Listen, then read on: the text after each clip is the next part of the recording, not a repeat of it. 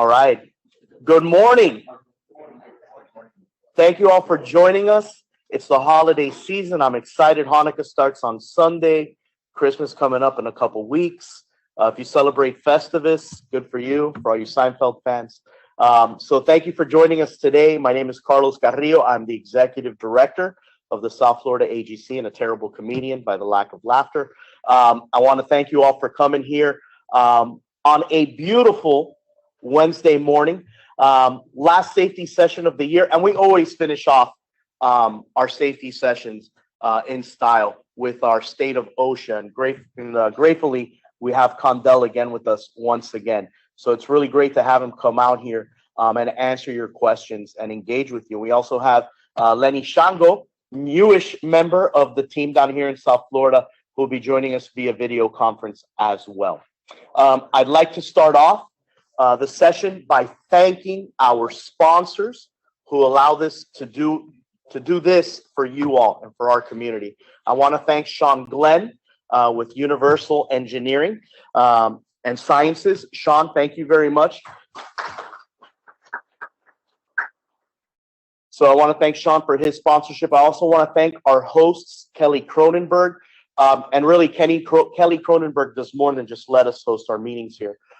We have their awesome staff who make sure the technology is working. Cedric Alexander back there. Thank you very much, Cedric. Well-deserved applause. I like it. And even he clapped for himself. I also want to make sure that I thank Andrea with the team who's here bright and early to help us set up for breakfast. And also, I want to make sure that I thank Milwaukee. In fact, we're going to have Daria Rodriguez from Milwaukee up here to join us really quickly and tell us about a special program that they have going on right now. It helps to be the title sponsor. How you guys doing this morning? We good? Good to see you guys again here. You know, I see a lot of familiar faces. Just a quick rundown. Milwaukee's still doing the special that we have for safety, buy one, get one, across the board, many of you guys know. It runs until the end of the year. So if there's anything you guys need, feel free to pass by. I'll give you guys a flyer and my card information and help you guys out, okay? Pleasure. Thank you, Dariel. So that being said, before we get rolling, I want to mention to you guys two important things that we've got coming up in 2023.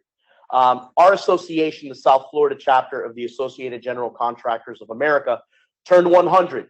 Our birthday, our anniversary was on July 22nd. We turned 100 years old. We're going to be celebrating that for a couple of years. It's a big landmark that we hit. But one of the cool things in our 100-year history, we never had a project awards program, and so we're rolling that out right now. It's called the South Florida AGC Build Florida Awards. We're going to celebrating the projects that you all and your companies build, not just here in South Florida, but statewide.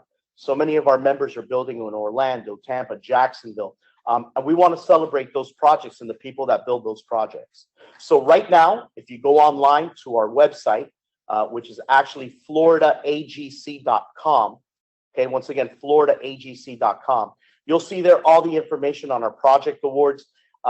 Applying is very easy. It's a narrative-based award. So go online, check it out. Undoubtedly, you all receive hundreds of emails from us. You're receiving 99 of those talking about the award. So make sure that you check out our emails when they hit. Get that to whomever in your company is going to be submitting for the awards. And let's get you up on stage and hand you an award. We'll be doing it at the Hard Rock on Friday, March 3rd. It's going to be a luncheon, but I promise that we're going to have open bar after the event so you guys can walk into that casino with a nice little buzz. Maybe the safety group is not the right group to talk about that one. All right. So, hey, but it's a celebration. And another cool thing, specifically for you all, you know, last year we started handing out safety awards, and we're going to do the same thing again this year. We're going to be honoring you all at that event because the hell, let's celebrate with a big party for you all. So you'll see information on that coming out. That'll be in late January, February that you all will be submitting your forms for that recognition as well. It's the time to celebrate. And you're an incredible industry, and you are fantastic members, and what you all do for our industry needs to be celebrated. So that being said, I mentioned earlier that we always finish up the year with our state of OSHA. programming. It's a tradition that started with Mr. Brian Trusky, bringing in Condell and his team to talk to us about what to expect in the coming year, what we would be doing. And Condell loves it. I think he enjoys some of the questions that we throw his way, and he's always ready for a couple of curveballs. We're also joined by Lenny Shango, a new member of the team who will be on video as well. So that being said, let me give Condell a moment to log in and share his screen because he's going to be doing a presentation, and then he could come on up here to the podium. And excuse the technical difficulties. We're using a little bit of a different system now than we usually do. Thank you, sir. Thanks for having me. I have the mask on for a reason. We know COVID is still with us, guys, so be mindful of that. I'm traveling on Monday, so I don't want to be left at the airport, and my wife and my daughter can go and have fun. So I'm wearing the mask. I'll take it off so that my speech is not muffled, but you know, it's important for us to realize that COVID is still around us, and as a matter of fact, excuse me, a lot of people are still being hospitalized, and the numbers are rising. So just be mindful of that fact as we go along. It has been tough past couple of years, and we are, hopefully at the end of the pandemic, but COVID will be around forever. And as you can tell, OSHA is actually still is forging ahead with the ETS, the COVID standard, because it's no longer an ETS. So remember not to let your guards down. Remember that we should always be mindful of that fact that COVID is around, and we do whatever we can to protect workers out there from COVID. Carlos, I see familiar faces, I see strange faces. Do you mind if I go around the room and ask folks to introduce themselves? Absolutely. Okay. My name is Condell Eastmond. I'm the area director with the OSHA Fort Lauderdale area office. I've been with OSHA since 1999. I've been the area director in Fort Lauderdale since 2013. So I'll just start with you. And we get some data on general asphalt. Okay. I'm with Roseville, Hernandez, safety. Darwin Silva, safety manager for Advanced.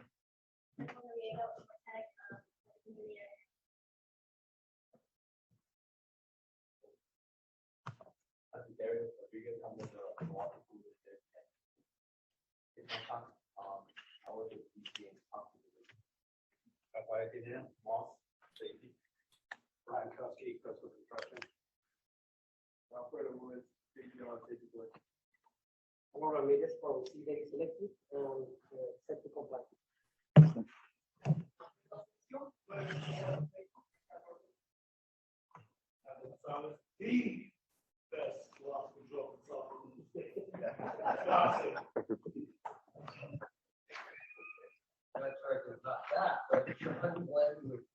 Universal engineering science. I know building sciences.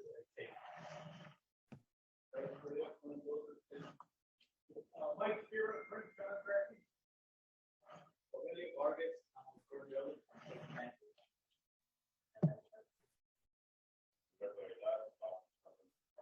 Thank you. And Lenny, if you want to introduce yourself.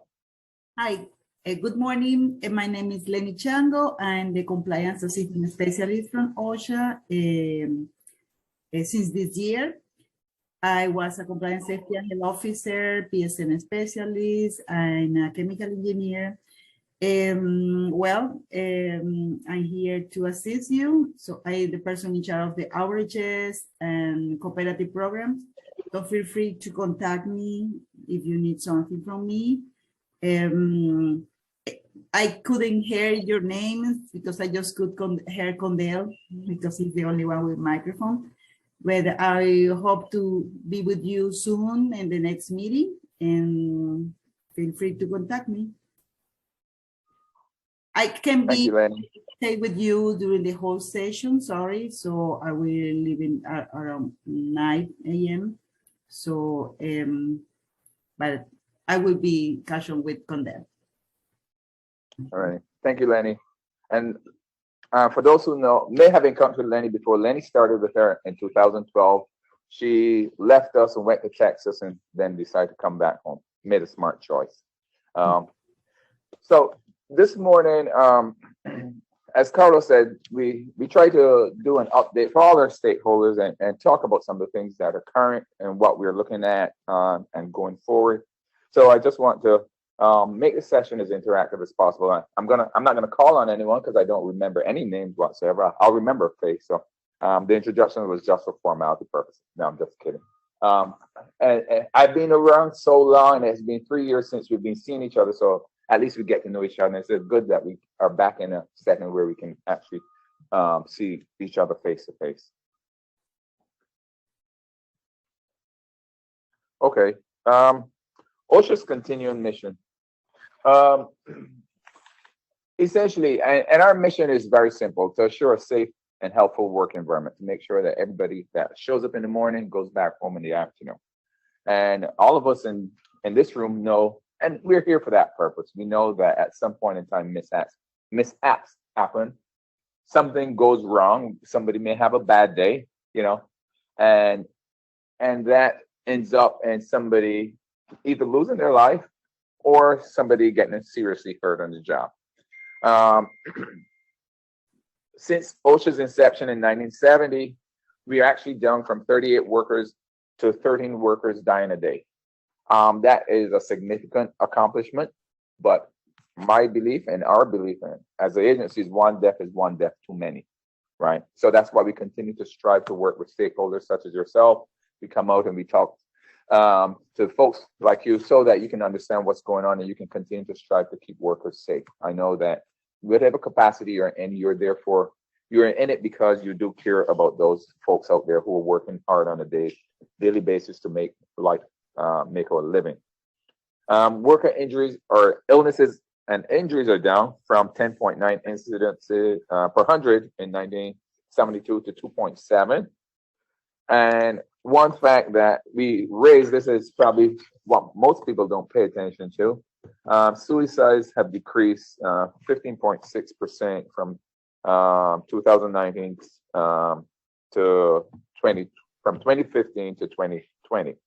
And I'll talk a little bit about suicide, but it's something that we don't pay a lot of attention to because it's one of those things that OSHA doesn't regulate. So we're not going to have a standard for suicide. It would be, obviously it doesn't make sense. But it's something that we want to raise the awareness level for all in this room because it impacts not only the family of the individual, but also impacts those in the workplace as well. And we want to make sure that people are looking for signs in terms of suicide. Now, when people hear the name OSHA, they always get scared and like, and they should be. No, I'm just kidding. Well, here's the thing: is we always try to have a balanced approach to safety. We have outreach, we have enforcement, and we have compliance assistance. Because we know that beating people up over the head year after year, the penalty or whatever the case might be, works to some extent. But we realize that we don't have sufficient resources to go to all the businesses. And there's some employees who want to do the right thing, but just need some assistance from us. So that's why we entertain the balanced approach, is that we have enforcement, but we also have that outreach and the compliance assistance components as well. That's to ensure that those who want to do well and do right by their workers will have our resources available to them, and those who don't want to do the right thing we will use the enforcement to motivate them to do the right thing. OSHA is organized into 10 regions. We are part of Region 4, and I will get this, sir. You can take the pictures, but I'm going to send this out, so you'll have a better copy rather than the glare photo. So, yeah. We're organized in 10 regions. We are part of Region 4, which covers the southeast part of the United States, and we cover the 8 states. We know North Carolina, South Carolina, and Tennessee, and Kentucky are state plan states. The other states are federal states, which means that our enforcement covers private sector workers. But in those states that are state plan states, the state actually enforces OSHA regulations over the private sector. Since we last met, we have gained a new office. I think yes, since October. I think we haven't met since then. But we have gained a new office in Orlando. And there are 5 offices that cover the state of Florida. We have the Mobile office that covers the western section of Florida. Then you have the Jacksonville office. You have the Tampa office, and Orlando and Fort Lauderdale. So currently, Orlando covers that small section you see in purple. We're still looking at reorganizing, so to speak. Hopefully, we can get another office in South Florida where we can split, because the boundaries, the area is so big, and where we can have a north and south, or somewhere in Palm Beach or something like that. So that's what we're considering. You never know. The Orlando office took 20 years to come to fruition, so I probably will be retired by then if we have another office in South Florida. Yes. Her name is Sarah Carl. And by the way, I don't have a slide, but OSHA is hiring. I should have said it up front. So anybody who wants to jump ship, feel free to jump ship. But in reality, we are hiring. So if you know people who are in the safety and health field who want to join the agency, and you know our mission, you all believe in the mission, that's why you're sitting here. And if somebody wants to join OSHA, and even kids who are out of school, whatever the case might be, we actually hiring. We have different hiring authorities that we're using, direct hire authority, we're hiring industrial hygiene and safety specialists, and it's all across the nation, because we've gone through a phase where we've gotten to a low point, and now we're rebuilding. So if you know someone in the safety and health field that is interested in working for an agency trying to save lives, and for a good reason, let them go to our the OSHA, usajobs.gov, or reach out to me, and I'll be happy to point them in the right direction. Employers responsibility. The employer has a responsibility to provide a workplace free from serious hazards, and comply with the applicable standards, provide safety training where required, and report accidents, fatalities, and comply with the record keeping requirement that we have. We have a record keeping page, a web page, so it makes it easier. We're trying to make life as easy as possible. You can report everything online now. You can complete your record keeping. As a matter of fact, most folks have to report their injuries and illnesses. You can do it online. You can call, but also you have to submit your OSHA 300 information online. I think you have to do that by May 2nd of each year. Remember, a fatality must be reported within 8 hours. Accidents, inpatient hospitalization, amputation, or loss of an eye must be reported within 24 hours. And so that's the basic requirement, OSHA reporting requirements. And to report it, you call our business office, you go online, report it online at OSHA.gov, or you call the 1-800 number. Or you can,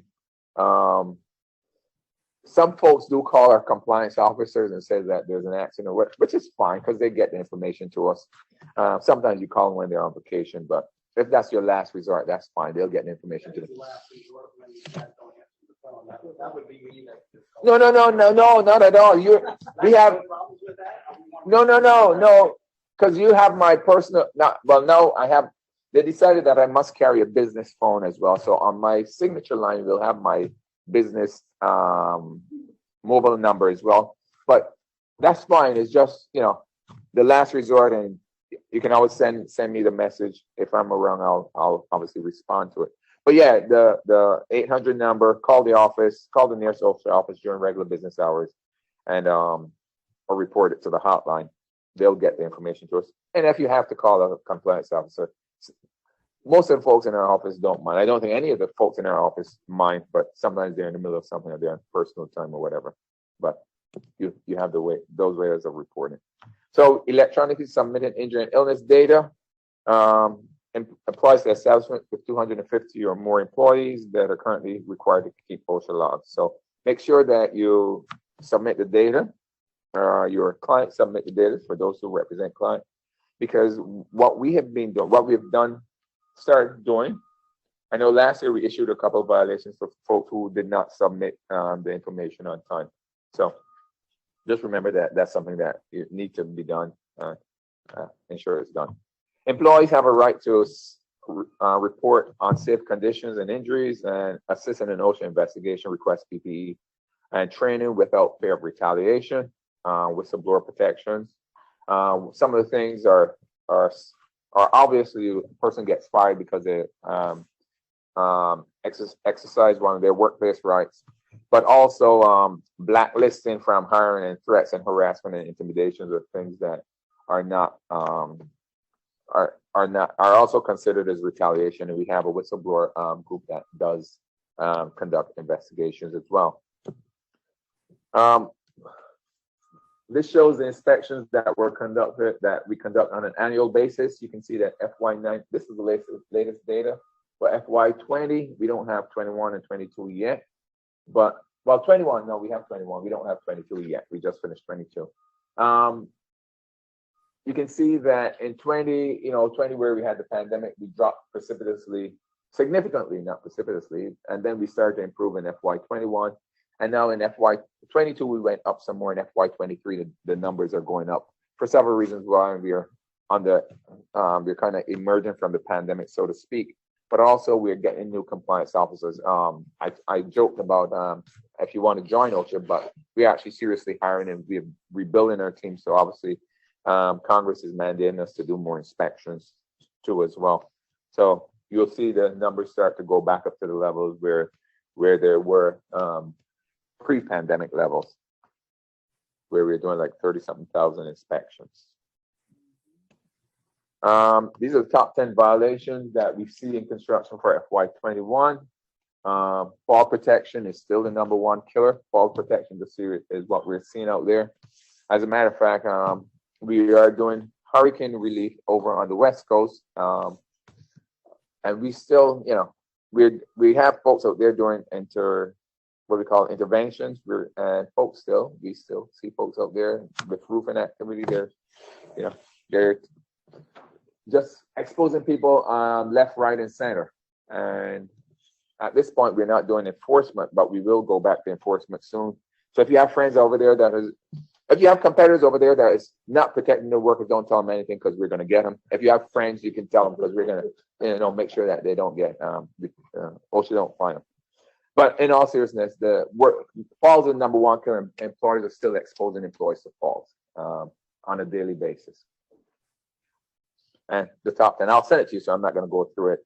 But just wanted to highlight the fact that we still getting a lot of injuries from falls, and people are still exposed to falls. One of the things I wanted to highlight is that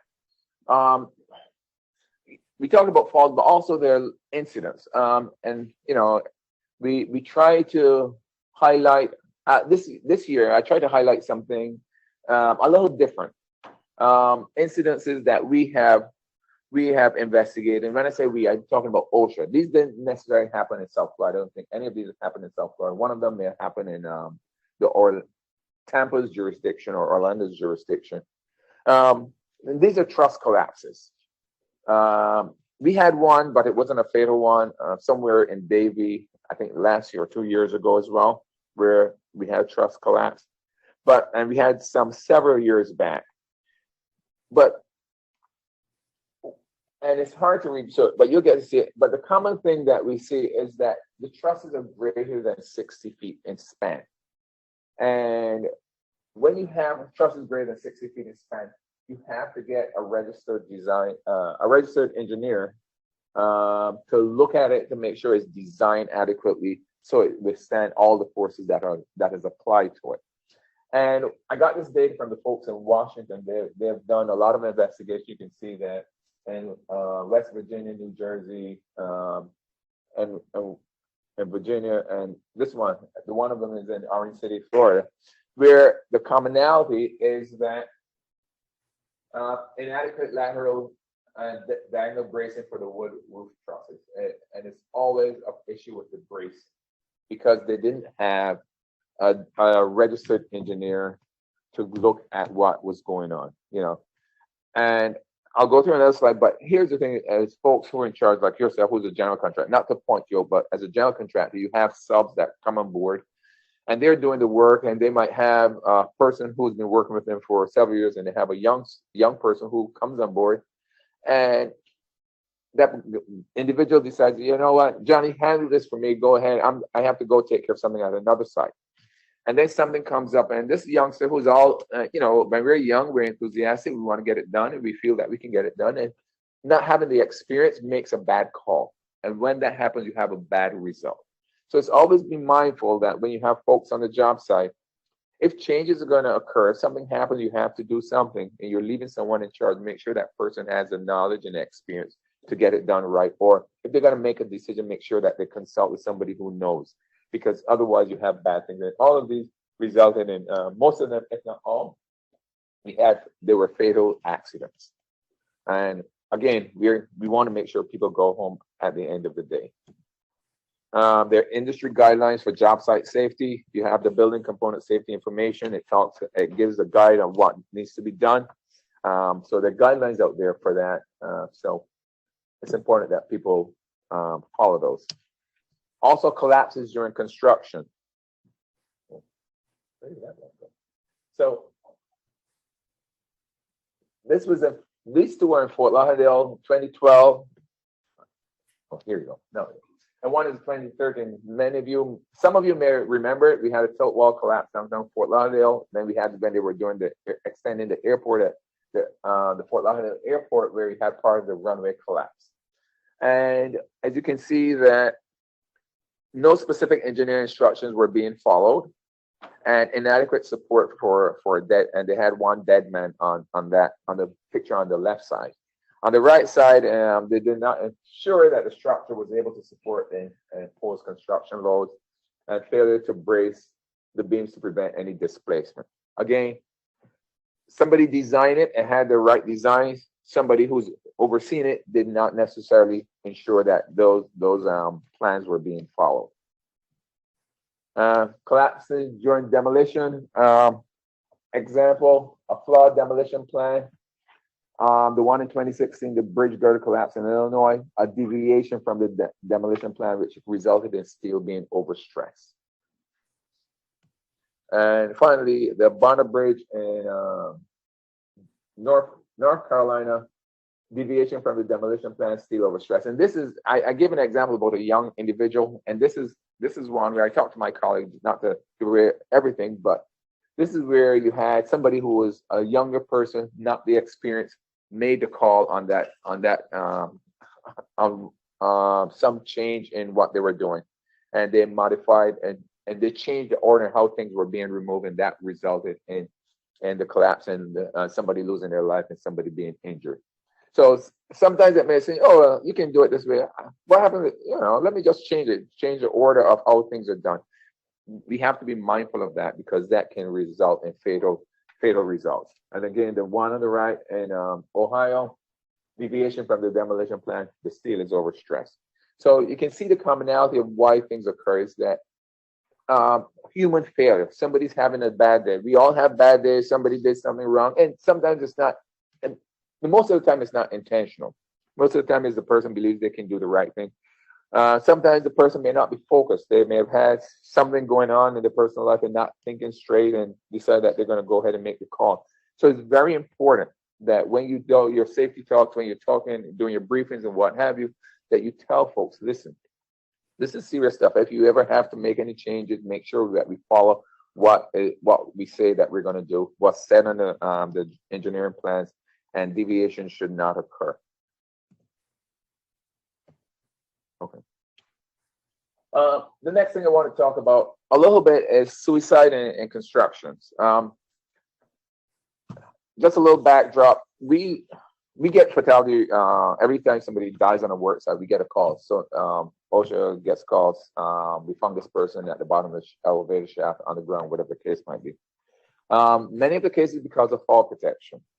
However, we've gotten a couple of cases where at the end of our investigation, we could not show that there was an issue with we could not Okay, let me just backtrack. We could not show why the person ended up at the bottom of the pit or on the ground or whatever the case might be. We looked at the facts, we looked at videos, we talked to co-workers and what have you. And there was no way to figure out why that person ended up there. We had, I think there was a shaft, an elevator shaft where a person ended up at the bottom of the elevator shaft. The guardrails were still in place. And the only conclusion, unofficial conclusion was that the person probably jumped or whatever the case might be. Also, people nowadays, I didn't realize that fentanyl is such a huge problem. It is a serious issue, and I'm not going to get into that drug use, but that's something that should be very, very mindful of. So people go through lots of stuff. We all go through certain things. We all deal with things in a different manner. And yesterday I was doing another presentation where it came up as like, what can you do? What should you do as an employer, as a colleague, and whatever the case might be? And it's a very delicate issue, but it's a serious issue, and it's something that we want to raise the awareness of. That's why we put it on the slide, so that you can start thinking about it if you haven't been thinking about it, and start seeing how you can impact, reduce the likelihood of suicide or attempted suicide or self-harm or whatever the case might be. According to CDC, 49.4 out of 100,000 are twice the total rates for civilian working men. Suicide is the leading cause of death among working age adults, and the construction industry has one of the highest rates of suicide among all occupations. I don't know if that surprises anyone here, but I was certainly surprised to see the data that construction is the highest among all occupations, 4 times higher than in the general population. And part of me for being machoistic here is that we think construction, you think the big, strong, tough guys who can do anything, walking about lifting 500 pounds and swinging hammers and what. But that's it's the furthest from the truth when we're talking about individuals who the strength, because it's a mental strength issue. I think I'm no psychologist, but it's a serious issue. It may include yes, sir. Couple of months ago, Mr. Carlos, ran a session from suicide care. Oh, okay. Oh, good. I'm glad for that. Yes, correct. Thank you. And that's important. I'm glad people are recognizing and highlighting the fact. Yeah. So the tough guy culture. It makes it hard to ask for support because most people don't want to talk about issues, and everybody reacts differently to situations. We all have something going on in our lives at some point in time, and it's important to make sure that when you see something different going on in a person's life, you talk to the person. I was telling folks that I like talking now more than ever. I guess I sit in the computer too much before, so now I like to talk. But with my employees, I like to go and talk to them, go by their desk and say, hey, how are things going? Just small talk, And it's not to do any assessment or anything, but it's just to engage with that individual. We have to engage with individuals. The past 2.5 years or 3 years, we haven't been engaging enough because we are only in our little areas. The pandemic has kind of caused us to be secluded somewhat. But it's important to engage in individuals, talk to individuals. If you see something's a bit off, you talk to the person. You don't want to say, hey, are you crazy? Or hey, or what's going on? That's not the right way to engage. And I'm sure from the training you guys have there, that's not the way you do it. You want to talk and make sure that if you see something amiss, you approach it, or you talk to family members, you talk to colleagues or close friends so that they can engage with the person, somebody that person is willing to confide in. So that's what we're doing. We're trying to educate our stakeholders and federal agencies on how to initiate difficult conversations to keep mental health awareness year round. Things you should know. Everyone can help in suicide prevention. The other thing is know the warning signs of suicide. There's no single cause for suicide, but there are warning signs, change in behavior, mood, or even what they say may signal someone is a risk. Take the signs seriously. It could save a life. Somebody normally does the work perfect, and then all of a sudden you see a decline or in the work product, or either it's poor workmanship, whatever the case might be. You always those are some warning signs that can help save a person's life. If somebody's in a crisis, you stay with them until they get help, and know that, and make sure that you're aware of what their suicide prevention resources are. Yes, sir. So I didn't want to interrupt And so while you're on the topic, so it's funny enough, again, thank you, Fernando. I was going to wait till the end, but it's a good time to just really quickly mention it. We're looking at suicide and the bigger picture of mental health in general Yes. in the construction industry. If you guys check the email we sent yesterday talking about this event today, you're going to notice a section on mental health and a link that will take you to some resources that AGC of America has set up. If you go to our website, we'll also have some resources on suicide. I love that you're hitting the points because those are the points that were made as well in September. Thanks again, Fernando, for bringing that up. And that safety session is on our YouTube page. And we actually had someone talking about mental health within her own company. And then we had a clinician on as well talking about Good. it. So thank you for sharing the resources. You all have access to those resources as well. So if you want to look back in your inbox, you'll see yesterday's video, and you can also go to our website, check it out. Thank you for the interruption. No, excellent point. And this is a chart that talks about the rates per person. So you'll have the data and information resource. Some of them, like Carlos says, maybe it might be the same thing, it might be additional resources, but you can never have too many resources when it comes to saving a person's life. You know, so make it available for your folks, make it available for your colleagues and friends, family members, or whatever. You know, just have it there because you never know whose life you're going to save. When it comes to this kind of mental health issues, you never know. And so we want to make sure that we do our best to save a life. Construction focus 4.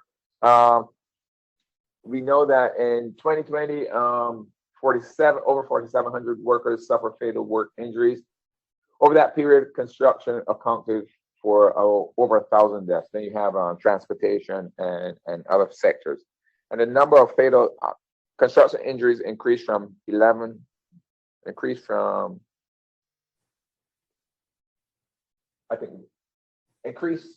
we got numbers mixed around, I'll fix that. There was an increase in the construction sector. Sorry about the typo. And in Florida, which is where we live and work, we had 111 fatalities work-related. 36% were caused by the focus 4 hazards, which is falls, struck by, electrocution, and caught in between. Focus 4 training. Again, we have lots of resources. Remember, at the top of the screen, I talked about a balanced approach, which means that outreach, compliance assistance. This is part of the compliance assistant where we have a web page with lots of information. If you want information regarding hazards, training, whatever the case might be, you can visit our web page and lots of links, lots of presentations and information for training. Help keep workers safe. Heat is another big issue. We have a national emphasis program on heat. What that means is that we will be doing more and more heat inspections. We're in South Florida. And we also now we'll be doing, it's going to be one of those things where we have a programmed activity where an emphasis program, we have the list, we'll do random inspections. But most compliance officers, all of them should be asking, but most compliance officers, when they go to a job site, they should be asking and will be asking about heat. They're going to still ask about COVID, one of the things they should still be asking about, but they'll also be asking about heat and how do we ensure workers are not exposed to high heat hazards. New workers and temporary workers and individuals who return to work are those that are going to be most impacted because of the acclimatization factor. And we have NIOSH and OSHA has, we have the recommendations on what to do for acclimatization, like a chart that says, you know, work this amount of time, rest this amount of time. And especially in the first couple of days, you're coming from up north where it's nice and cool and you come down here, it's hot. The first couple of days, you might want to work a shorter shift. You might have the employee work a shorter shift so that they get acclimatized, that they're going to be doing some heavy work outdoors as well, because the acclimatization is one of those things that we find that really impacts a person when it comes to being affected by heat.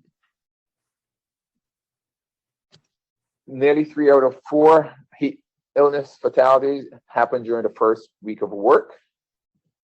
And it's important to know the signs of an emergency where you have abnormal thinking or behavior. You wonder why is this person doing whatever they're doing that seems really odd. The slurred speech, seizures, and loss of consciousness is when it really has gotten really bad. But when you start seeing a change in behavior, that's when you want to start analyzing and getting the person the necessary care. Other signs such as headaches, nausea, the initial signs, heavy sweating, hot, dry skin, elevated body temperature, thirst, decreased urine output. Make sure that you have plenty of water, no Gatorade, no Heineken, no Red Stripe, no Bud Light, any of those other beers for them, please. The other thing too is a lot of people, and this is important, and this is when you talk to folks. Again, we don't have standards for everything. We can't analyze everything, but something that comes down to what's right. A lot of people like to drink those energy drinks as well. It's not a good idea to have those energy drinks. Water and ice, the one like the Red Bull and those kind of things, with caffeine and stuff, it's not good for them. And also people are on medication as well when people are on medication. So I know it's a personal area, but those are things that you want to highlight during your safety talks with individuals that they're working out. They say, hey, listen, remember if you're on medication, you're taking certain medications, remember you follow your doctor's orders. We're not asking you to get into their personal life. You just remind them, follow your doctor's orders. Talk to your medical provider if you're going to be doing certain things. That's why when we all go to the doctors ask, what do you do? And if your doctor doesn't ask what do you want to let them know what do you do. And if they're prescribing medication or anything like that, says, hey, does this impact? How will this impact me? I work out in the sun on a daily basis, 6 or 7 hours, heavy work. Would this be impacted by the medication? Will have an impact on me. Just a segue, not to eat, but natural hazards out there. We had a case last year where a person died as a result of bee stings. What happens? This person was allergic to bees. The owner knew, the employee knew that the individual was allergic to bee stings, and they were out doing surveying, and the person forgot their EpiPen either at home or at the job site or in the car, whatever the case might be. So I say that to say that, remind individuals too is that, hey, if you're taking medication, if you're allergic to anything, make sure that when you go to the field, when you're out and about, that you have your medication, the EpiPen that will save your life. And also make sure that somebody knows how to administer that. You have a buddy system that somebody can administer it to you, because this individual received quite a few bee stings, and because they didn't have the EpiPen, they ended up going to the hospital and losing their lives. So again, I'm not touching on most of the stuff that we normally touch on. I want to raise the awareness because those are some things that we don't normally get to talk about on a regular basis. Workplace violence, a big issue as well. We get it. We investigate people from inside or externally, where employees having these altercations, disagreements, and it elevates to people getting injured or even killed on the job.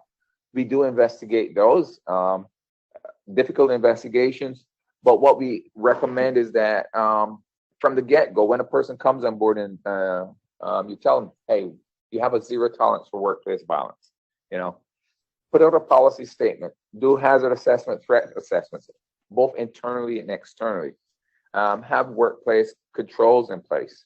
And one of the things is that the training and education should be important because you want to let people know, hey, this is what we have, and always bring any threat or potential threat and you investigate it thoroughly, because you never know which one will turn out to be a bad situation. Some of them people horseplay and whatever, but you want to make sure you have good policies in place to prevent any bad outcome where people are getting injured or killed on the job. And provide periodic review and employee input. And one thing is that, don't dismiss something from Johnny because Johnny likes to play around a lot and him, and yeah, he always does that because you never know when Johnny's going to take the next step and go and injure somebody on the job. And also be mindful of workplace violence from external factors as well. You know, you can have people walking onto job sites and doing bad things. So make sure you have the proper prevention strategies in place and train employees on what they're supposed to do when they, you know, when things doesn't seem to appear normal. Temporary workers, temporary workers, both the hosts and the staffing agencies have a responsibility to protect workers. And generally speaking, we find that temporary workers get injured on the job because the communication or the protection is not there. Sometimes the host employer is thinking that the temporary employer has provided the necessary tools and necessary training. If you're a host employer, make sure that you provide the proper training, especially on hazards, and make sure that they have the required personal protective equipment. If you're an employer of a temporary, you're supplying the laborers, make sure you find out from the host what kind of hazards are going to be at the workplace before you send the workers over, and make sure you give them some type of training, because they need to have an understanding of what they're going to be doing and what they're going to be faced with, and have an understanding there should be an understanding between the host and the temporary employer of what's going on. And we find sometimes that the host employer don't have the same commitment to temporary employees as they do to the permanent ones. We have information for temporary workers out there. Young workers, the same thing. We worry about young workers because not because of their youthfulness, but because of their enthusiasm. They're ready to do anything. They'll move the mountains for you. So it's important, and plus they're inexperienced. You have the enthusiasm, you have the inexperience, and when you have that combined, sometimes it can have a bad outcome. So it's always important to make sure that the youthful workers, when you bring them on board, that you provide them with the necessary protection, the training, and the PPE, and also be mindful that they don't have the experience as some of the other workers. Not that you rely on experience alone, but you want to make sure that those youth workers, they're coming out there, they're willing to do anything, but you want to make sure that they're properly trained and protected to do their job safely. The National Emphasis Program, this is what OSHA is focusing on. Hasn't changed much. We have combustible dust, coronavirus, machinery. Coronavirus is still there because they're moving ahead with the standard anyway. Hexavalent, chromium, lead, shipbreaking, trenching and excavation is one of those things we're still focused on, and silica as well. That's relevant to this group. And we have regional emphasis programs. This is what we look at from region 4, overhead power lines, falls, landscaping, and noise and lead. Upcoming OSHA activities in 2023 that we hope each of you engage in one or more of them. The first one is that's Stand Up for Grain Safety Week, not relevant to South Florida area, but Work Zone Awareness Week. That's the week that we dedicate to that, but we should have work zone awareness all year round. Similarly, we have a fall prevention campaign, which we encourage individuals to participate in. And if there's a big site that you want to host, because sometimes we have the Secretary of Labor, they want to come down or to go to a site that has a good workplace program in place, so that to promote it. If anyone wants to promote that at one of your sites, just let us know. You might be lucky and get the Secretary of Labor to come down and visit your site and talk about how great things are. That's coming in May 1st to the 5th. The heat illness and prevention, we usually have a campaign on that. During the warmer months, maybe with South Florida, it's always warm months. You get 2 weeks of winter in Florida anyway, and then we go back up to 80 degrees or above. But the heat illness prevention campaign, there's gonna be a week for that. But we encourage you that all these things you should be mindful of and make sure that employees are aware of. And then we have the trench and excavation stand down. And in August, we have the Safe and Sound Week as well. So those are things that we encourage employers to participate in. Many of them you can register for, sign up, and you get tokens, you get certificates showing your participation in those activities as well. In 2020, we have over 29 million visitors to our website. We responded to over 386,000 calls. We had 16,000 email requests for assistance. We had 5,600 outreach activities by regional and area offices, and 17,000 small businesses helped through the consultation program. So that's our compliance assistance side. Again, we're trying to maintain a balanced approach, keeping workers safe. The on-site consultation program, for those who are not familiar with, is run through the USF, University of South Florida. There's no cost to employers. It's separate from enforcement, and it is confidential. So if you need, or your clients need, USF to come to the site to evaluate and work with your employees, with your employer, help provide a program, do a work site inspection, do some training. They'll do that for you, and they'll advise on OSHA standards, and they don't report to us. They don't tell us what is going on at the work site. The only time we've only gotten one referral from them, and that's when the employer refused to comply after multiple requests. And they pointed out, "Hey, we need you to do this," and they didn't. So we only had one referral, and that's what they're required to do. But they generally work with the employers to make sure that workers are removed from hazards. Alliances, we have alliance programs where we work with individuals and groups to build trust, encourage information sharing, and promote education. We have strategic partnerships. So on large sites, if you have work sites that are going to be that's going to go on for more than a year, we encourage you to join with us, a partnership. I know that it doesn't exempt you from inspection, but what the benefit of a partnership is that when you partner with OSHA, we also bring USF on board, University of South Florida. And the partnership is between the employer, USF, and OSHA. And the USF take on a huge role because they come out. We know that we have lots of issues with subcontractors. You know, you have a sub, bringing on a sub of a sub. And USF works with those subs. They go on site regularly, work with the subs so that they don't cause any injuries or accidents at the workplace. So it's a good way to get collaboration and to improve the conditions for the workers. And we've noticed that it's success at the end of the partnership or throughout the partnership. If it goes for multiple years, we look at the rates and what have you.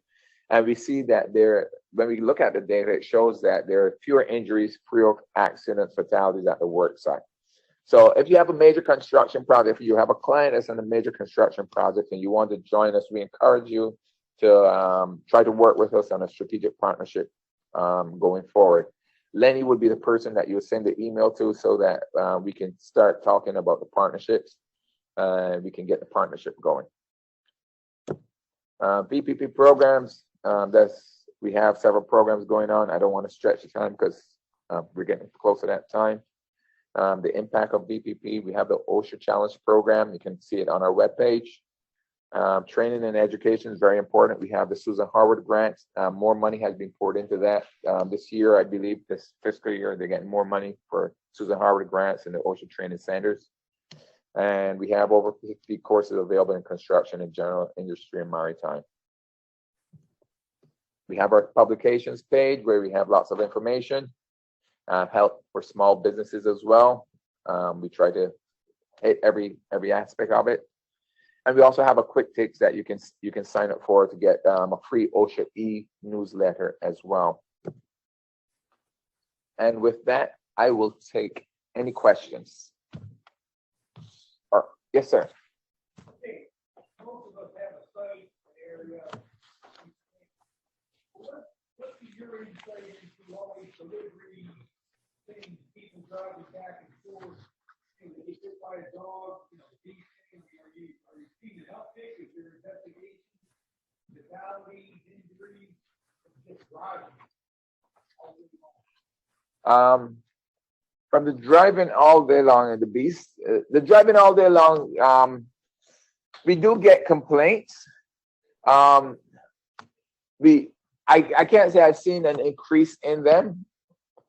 From the environment hazards from the natural environment. Like now like I said, mentioned, we are out in the on the West Coast doing intervention, and that's one of the things we're focusing on because of the hurricane and the intrusion of the water and what have you, and the disturbance. Now you have natural life. The natural habitat has been disturbed, so we're raising that awareness. You raise a good point about people driving, but one of the things that we noticed too is, especially over there, is the fact that individuals, we have lots of heavy equipment, and that's a major hazard where you don't have good controls in place, where you don't have a flag or somebody to say, control the flow of traffic. That sometimes can be a little problematic, especially when you have a lot of debris movement or equipment materials moving. Thank you for the question, sir. Come on, folks. Take Brian. advantage, get your questions in. How many compliance officers does the Fort Lauderdale office now have an industrial hygienist? We have 200 compliance officers. Right. Hey, I want to bark loudly, we actually have 18. Our capacity is 21. We currently have 18. We kind of went down to about 10 or so, and now we're building back up. So, and many of them, probably one third of those are individuals that you've met probably 5 years ago, and many of them are relatively new. So you'll be seeing lots of new faces. So please be kind to them. All right. I'm not going to say the same in that they should be kind to you. No, I'm just kidding. But yeah, you'll see lots of new faces, and understand. You raise a good point, because now, hopefully you don't see it on your site, but if you do see them on your site, sometimes you get people get a little I don't want to say maybe frustrated, because you have an individual that's new and they're learning the ropes. Sometimes you try to teach them the best, but their style may be a little different than what you're accustomed to from the past individual. So, you be patient with them, be respectful. I ask the same of our compliance officers, be respectful and do the right thing, follow the training that we've provided to them. So, but anytime that anything is amiss, I ask that you report it to me so that we can redirect them, because it's, new people, new ideas, and sometimes we just have to redirect them because they might have a different way of thinking that we may not, we have trained them to, or we may not have trained them, omitted to train them to. Yes, sir. How many more IHs? 2 IHs. Yeah. And that's the challenge that we have throughout the nation, is actually recruiting industrial hygienists. We're actually going up to the schools and recruiting people with a science background for the IH position. So, Is yes, there a specific area that you guys are going to focus on next year? Specifically, anything that you guys construction is going to be a huge area for us. When we look at our data in terms of inspections, we were at like 55% construction. The number should be closer to 60% of construction inspections that we do, only because of the nature of the work in South Florida. And that's the nature of the complaint, nature of the injuries and illnesses. and any programs in itself that you guys will emphasize on? We have the fall LEP, we have the trenchant NEP. And if a compliance officer is out and about and they see a fall hazard, they can stop. They have the authority to stop and do the inspection. So we're going to be looking at falls. We're going to be looking at excavations, and we also be looking at heat. The agency is making a big push on heat as well. Yes, sir. The write-ups that you guys put on the website, real serious. Who does that? Is that done locally or nationally? The write-ups, I'm not sure if I follow. What do you mean? The reports on the serious fatalities. The one I'm bringing up is the bridge collapse a couple of years ago. If you read that, I think it's very. Are you talking about the FIU bridge collapse? It starts out saying that the people were seriously hurt. I think everybody in this room weren't seriously hurt. I don't know who did that write-up. What we do in a case like that, let's say you have a massive collapse such as that, we would bring in our engineers from DC. They will come in and assist in the investigation because they're the smart ones, and then they will prepare a written report. That report may be FOIA, or we generally don't publish the whole report because it's usually like 40, 50 pages or whatever the case might be. A summary, I don't know who posts a summary. We may put a press release, right? I don't think that's what you're talking about because we just pretty much state the facts. A press release, the employer, 3 people died, 5 people died, whatever the case might be. So if there's a write-up from, I don't know if that's a write-up from OSHA per se, but we do have a large report, and I think that report was probably 40 pages. That was done by engineers, and I think it was put out there because it was spoiled or somebody requested it. It was made available to the public. Yeah, but pardon me? Yes. Yes, because NTSB actually took primacy for that investigation as well. Yeah, right. Yeah, we kind of butt heads a little bit on that investigation too, but separate story. Yeah. Yes, sir. I've been reading a lot in the talks of drones being used for inspections. Is that something that's materializing or that's in conversation with future inspections? It is. It's in the pilot phase. You know, I talk about OSHA broken down into 10 different regions. You know, so it's 10 different ways we do things. Not really, but somewhat. You know, we have 10 different regions, and we have the agency has a technology team that's looking at technology and an innovation team, and that's one of the things we're looking at. And I think one of the regions is actually piloting the drones and using drones. But there's some legal issues that come with drones as well. And also for regulatory issues that must be complied with, FAA regulations that must be complied with as well. So they're going through the pilot program on that. And I anticipate that it will become, you know, at some point in time in the future, we will be using drones as one of the tools for investigations. Good, very good question. Thank you. Questions? Oh, yes, sir. On an inspection, Mhm. where you have a subcontractor that violated a standard, is there a trigger or some type of event that results in the opening of an inspection for the controlling contractor? Yes. Here's what I tell my folks, just to be, you know, for openness, as I say, when you go to a site and there is an injury or an accident, you should pull in. If there's a sub and a controlling entity, pull them both in at your opening conference. Talk to them to find out what's going on, because we want to know. Obviously, we're looking at the incident, but we also want to know what is the controlling entity doing to prevent accidents from occurring. So we do ask them to look at that. If the controlling entity has all the programs in place and doing what's considered, they're taking the necessary steps, exercising reasonable diligence to ensure that the programs, the subcontractors are doing the right thing, then chances are we won't be doing an inspection. But they're told to pull in everybody. They're controlling, they're creating, and if they're, you know, the 4 elements. You have controlling employee who controls the whole site. You have the creating, the one who creates the hazard. You have the correcting, the one who is responsible to correct the hazard, and you have the exposing, the employee whose employee was injured. So we try to look at all those entities to see what if they're fulfilling their responsibilities under the OSHA Act. At the end, when we're all said and done, when the investigation is over, we will decide whether any action is taken on either 1, 2, or all of the different entities at the work site. I hope that answers your question. It's automatic, in other words. It's So anytime you come on a site, you pull in everybody. Does everybody get put into the establishment page as having an open investigation? not necessarily so. When I say pull in everybody, you pull them in and start talking to them, right? What you're talking about is whether an inspection is open and you put it in the OIS system. Right. Now, let's say you have a company, you and Brian have a company. Brian is exposing, you're the controlling. Brian's company, we talk to Brian and then we talk to you, and you've done everything. Your company has done everything to demonstrate, make sure that Brian is doing what he's supposed to be doing at the work site. We are not going to put an inspection in the web. We shouldn't be putting one in the web page because we've already had that conversation. And you've demonstrated to us that you're doing what is reasonably required of you. Okay. So that's pretty much it, especially when it comes to accident. When it comes to the program, the activity is a little different too.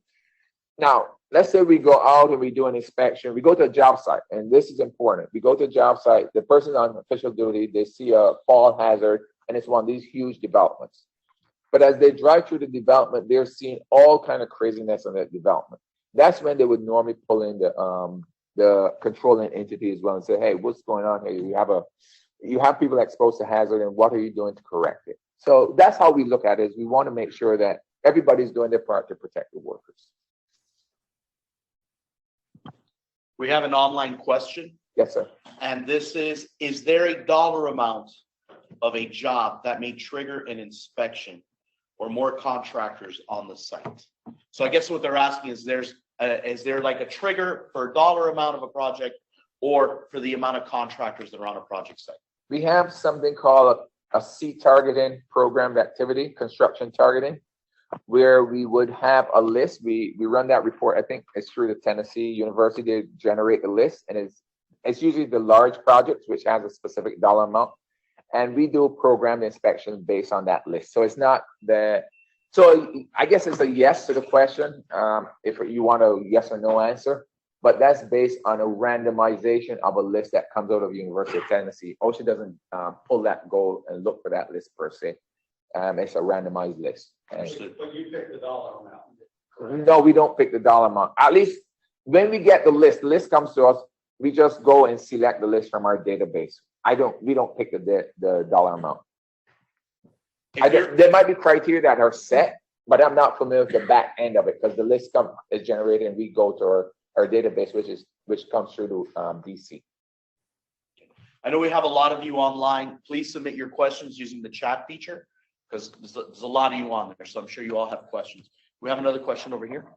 No, I have the same question, but to follow up on that, is that a list area specific or is that a generic list that goes nationwide? Each office gets their list. Okay. So the list for us would cover our area of jurisdiction. Because I think we had an inspection in Atlanta that came, it was random, nothing came out of it, but it was from, he mentioned that there was a list specifically based on permits from the county, which I'd never heard of that before. So that was so surprising. I've heard of that list due to a certain amount of Construction targeting list. Yeah, targeting. So that's kind of where I wanted to get the back end of that. Well, if an office is trying to target specific hazards, let's say for roofing contractors, right? The information for permits pulled is available. It's something that we've thought about too, as well, is that you go get the list and find out where the roofing work activity is being done, and you can do inspections. I've heard of people thinking of that. I don't know if they do it per se, but I'm sure it's a possibility where you can go get the list of all the roofers in a particular area and says, okay, we're going to target roofers in that area. I don't know. I would have to talk to my folks because we get enough complaints and accidents that we can go generate a list, but we may not be able to get to the site. We do get last year we processed over 1,800 complaints and accidents in our office. The majority of our inspections last year, I'll say probably upwards of 80% were as a result of accidents, fatalities, or complaints that we got in our office, what we call unprogrammed activity. What you're referring to is something called programmed activity, where nobody filed a complaint. We have a list and we're going out to make sure that employees are in compliance with the standards.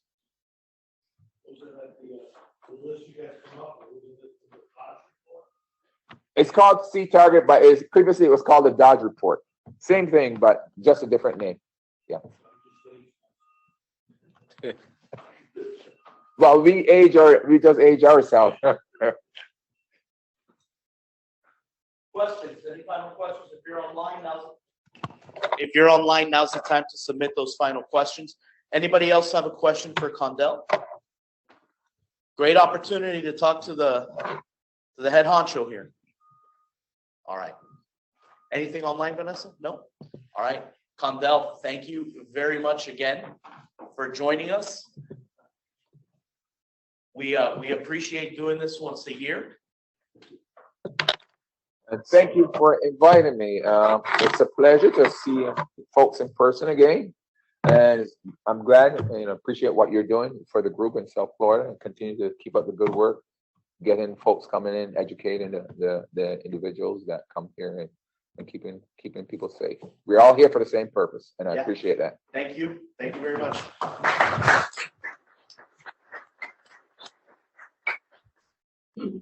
Hey, I think we'll be back again in January. I don't know that we'll be taking our January session off, but I look forward to seeing you here every second Wednesday of the month. We'll be here at 7:30 in the morning. We'll double check on January. We are off on July. That's the only month that we definitely take off each year. I want to thank you all for making this a fantastic year. Again, I want to thank the team at Kelly Cronenberg for hosting us and giving us this fantastic facility for their use. I also want to thank the team at Styles. Styles had been hosting us for the previous year, and we're very grateful to them for also giving us a place to call home. I also want to thank the team at Universal Engineering and Sciences. They've been a great sponsor, new sponsor for the past couple months. Saw a ton of value in what we do here at our safety group and the quality of attendee that we have. That includes you, Fernando. Okay, don't get upset. But it's always impressive to me the way this group has grown in the 6 years that I've been here, and the quality of safety professional that attends. I say this all the time. I get to mix and mingle with a lot of executives in the construction industry and folks in the construction industry. You guys have one of the most complicated jobs that I've ever seen. You're in charge of making sure that person has a harness on. You're in charge of making sure they're okay. You're in charge of making sure the electrical contractor's in compliance. So you have to know a little bit of that. You have to make sure that the structural person is in compliance and know a little bit of that. You guys have a really tough job. And I'm grateful that we can provide a service that you all find useful. For those of you online, thank you for joining us. I know a lot of you in Orlando and Tampa. I'm really grateful that we're spreading out into those areas. I have a feeling that we'll be reaching out to Condell's counterpart in Orlando to talk to our folks over there about what's going on and impacting them. And many of you are working projects in those areas as well. So thank you for making this year a success. I really look forward to what's going on in 2023. I'm excited about our awards program. I hope your companies all participate and submit projects. I hope more of you apply for our safety awards this year. We're going to knock it out the park. I want you guys to come out and have a good time too when we present the awards. These meetings are great, but I'd rather have you celebrate over a beer instead of over a sausage, egg, and cheese sandwich. You know what I'm saying? So I'm looking forward to that. I'm grateful for you all. So thank you for a great year. I look forward to some more wonderful things next year. Go to our website, new website address, same great content, FloridaAGC.com. That is FloridaAGC.com. Thank you to our safety committee members. And thank you. Have a great day, everybody. Bye-bye.